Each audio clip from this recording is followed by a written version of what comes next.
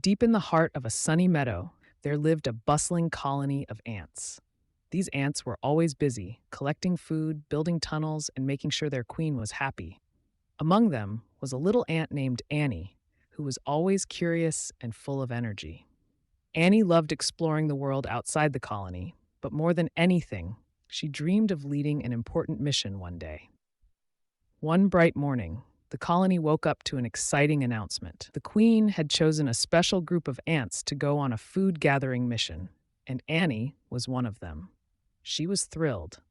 This was her chance to prove that she could be brave and helpful. The mission was simple. The ants had to find enough food to last the colony through the winter. The meadow was full of crumbs, seeds, and sweet fruits, but there was one spot every ant wanted to visit: the great picnic grounds. It was a place where humans often gathered for picnics, leaving behind the tastiest. Annie the ant couldn't wait to get there. The group set off, marching in a long line, antennae twitching with excitement. Annie was in the middle of the line, right behind her best friend, Sam. He was a little bigger and stronger than Annie, and he always liked to joke around. "Do you think we'll find a giant piece of cake today?" Sam asked, grinning. "I hope so," Annie replied. "But we'll need to be careful. The great picnic grounds are far, and we don't know what challenges we'll face." As they marched along, the ants passed by flowers swaying in the breeze and tall blades of grass. The world was big for little ants, and everything seemed much larger to them. After walking for what felt like hours, they reached the edge of a big stone path. Suddenly, the ant leader, Captain Antennae, stopped and raised his front legs. "Everyone, stay alert," he called. "We're approaching dangerous territory." Annie's the ant heart raced. She had heard stories about this place. The stone path was where the humans walked, and sometimes their giant feet stomped down without warning. The ants had to cross it to reach the picnic grounds, but it was risky. "Ready, set, go," Captain Antennae shouted. The ants scurried across the path as fast as their little legs could carry them. Annie ran as quickly as she could, her tiny feet tapping the stone. Just as they were halfway across, a giant shadow loomed overhead. A human foot was coming right towards them. "Watch out," Annie shouted. She grabbed Sam's leg and pulled him to the side just in time. The foot landed with a thud right where they had been standing.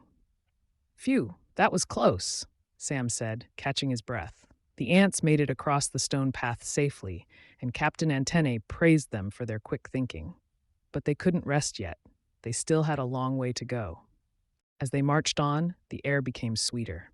The great picnic grounds were near. The ants could already smell the delicious crumbs left behind by the humans.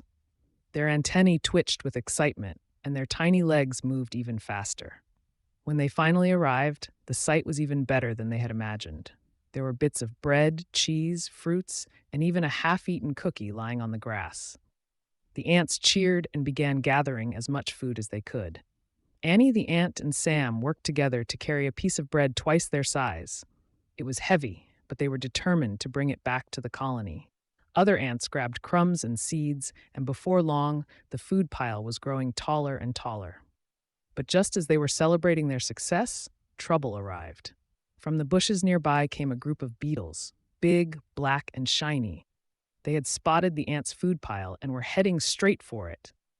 "Hey, that's our food!" one of the beetles called. Annie's the ant heart sank.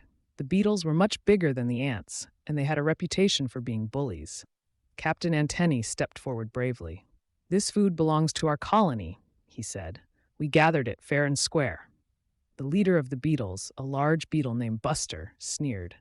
"It's ours now. You little ants can't stop us." Annie knew they were in trouble. The beetles were bigger and stronger, and they could easily take all the food. But she wasn't ready to give up. She had an idea. "Wait," Annie shouted. "Before you take our food, how about a challenge?" Buster raised an eyebrow. "A challenge? What kind of challenge?" Annie thought quickly. "A race. If we ants can carry this food faster than you beetles, we get to keep it. But if you're faster, the food is yours." The beetles chuckled, thinking it would be an easy win. "Deal," Buster agreed. The ants lined up on one side of the picnic grounds, while the beetles stood on the other. The challenge was simple. Whoever could carry the most food back to the starting line would win. "Ready, set, go," Captain Antennae shouted. The race was on. The ants worked together, lifting pieces of bread, seeds, and cookie crumbs with their teamwork and speed. Meanwhile, the beetles struggled to carry the food because they were trying to do it all by themselves. Annie and Sam raced back and forth, carrying food as quickly as they could. The other ants followed their lead, working together in perfect harmony. The beetles, on the other hand, were too busy arguing with each other and dropping pieces of food along the way. By the time the race was over, the ants had gathered far more food than the beetles. The beetles, embarrassed by their loss, huffed and stomped away into the bushes. "We did it!" Sam cheered, and the ants erupted into celebration. Annie the ant beamed with pride. They had not only gathered enough food for the colony, but they had also outsmarted the beetles by working together. As the ants marched back home, their food pile bigger than ever, Captain Antennae turned to Annie.